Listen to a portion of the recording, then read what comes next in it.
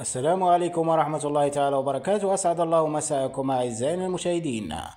الحكومة الجزائرية تقرر بيع الكباش المستوردة بسعر موحد. إليكم التفاصيل. أعزائنا المشاهدين، قبل البداية نرجو منكم الإعجاب بالفيديو والاشتراك بالقناة مع تفعيل جرس التنبيهات ليصلكم كل فيديو جديد على الفور. إذن من المرتقب أن تعتمد الحكومة سعرا موحدا عند بيعها لرؤوس الأغنام التي أمر رئيس الجمهورية عبد المجيد تبون باستيرادها من الخارج تحسبا لعيد الأضحى المبارك لسنة 2025، وذلك بداية من العشر الأواخر من شهر أفريل الجاري.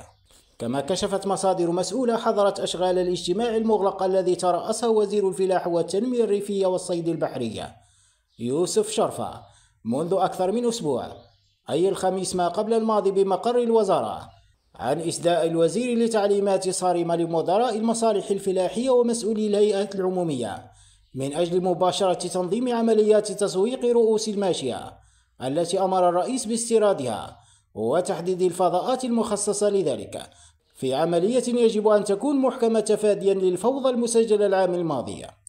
وأكدت على أنه من ضمن التوصيات أو القرارات المعلن عنها خلال الاجتماع تلك المتعلقة باعتماد سعر واحد وموحد في بيع الماشية ستحدده السلطات العليا للبلاد لاحقا. ومن المرتقب أن تكون موحدة عبر كافة نقاط البيع، عبر كافة التراب الوطني. الزبون يدفع ثمن الكبش للجهة المخول لها بالبيع ويستلم الخروف مباشرة.